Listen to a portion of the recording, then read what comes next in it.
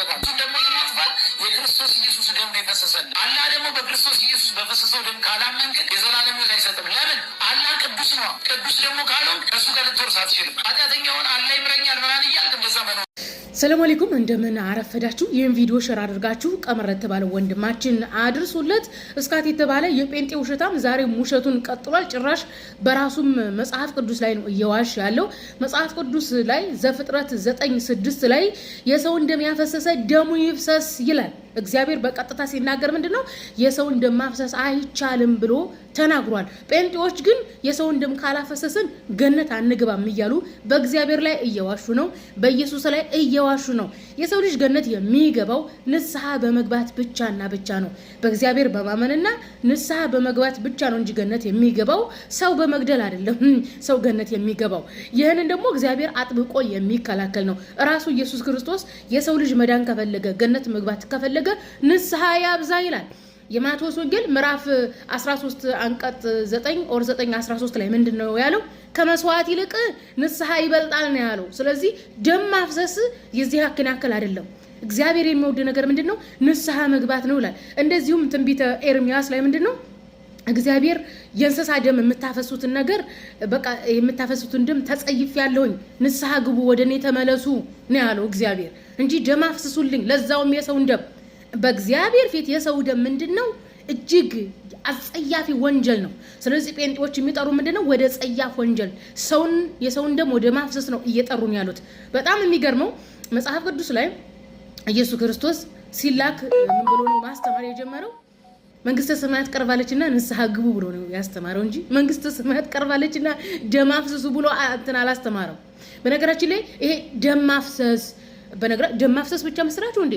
የኢየሱስ ደም ፈሷል ከማለቱ ባሻገር ከዚህ ጸያፍ ንግግር ባሻገር መልሰው ኢየሱስን ፈጣሪ ነው ይላሉ። ስለዚህ ፈጣሪ ሞቷል፣ የፈጣሪን ደም ፈሷል የሚል አስተምሮ የመጣው በክርስትና ታሪክ ሰዎች ተሰብስበው ኢየሱስን ፈጣሪ እንዳደረጉ ሁሉ ሰዎች ተሰብስበው ፈጣሪ መሞት አለበት የሚል ውሳኔ አስተላልፎ ናቸው በክርስትና ታሪክ። ስለዚህ በ5ኛው ክፍለ ዘመን እነ ቅዱስ አውግስጢኖስ የተባሉና ቱርቱሊያን የተባለ ከ3ኛው ክፍለ ዘመን በፊት የነበረ ሰው እነሱ ናቸው ይሄ የውርስ ኃጢአት የፈጣሪ ደም መፍሰስ አለበት፣ ደም ካልፈሰስ ገነት አልገባም የሚል ፍልስፍና ወንጌል አስተምሮ ላይ የጨመሩት እንጂ በወንጌል አስተምሮ የሰው ልጅ የሚድነው በንስሐ ብቻና ብቻ ነው። ስባችሁታል?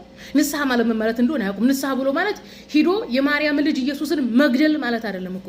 አሁን እንግዲህ እነሱ የማርያም ልጅ ገለን ነው ገነት የምንገባው እያሉ ነው።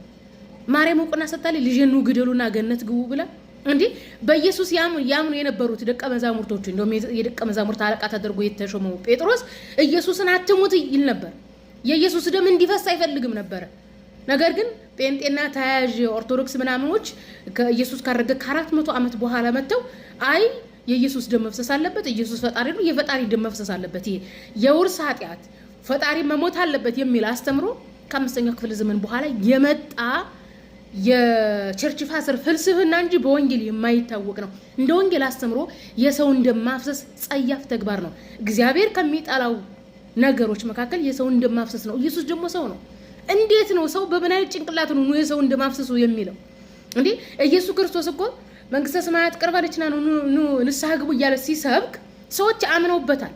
ሰዎች ያመኑበት ምንድነው? በቃ ንስሐ ገብተው ወደ እግዚአብሔር ተመለሱ እንጂ በቃ ደምህን አፍስስና ነው ወደ እግዚአብሔር እንመለሰው አላሉ። ሰዎች ንስሐ ገቡት ምንድነው? በትምህርት ነው። ስለዚህ የሰው ልጅ የሚድነው ምንድነው? በትምህርት ነው እንጂ በደም አይደለም። ደስባችሁታ ዱጌታው መዋሸት አይሰለቻቸውም እኮ። ሸራ አድርጉለት ለዚህ ለቀጣፊ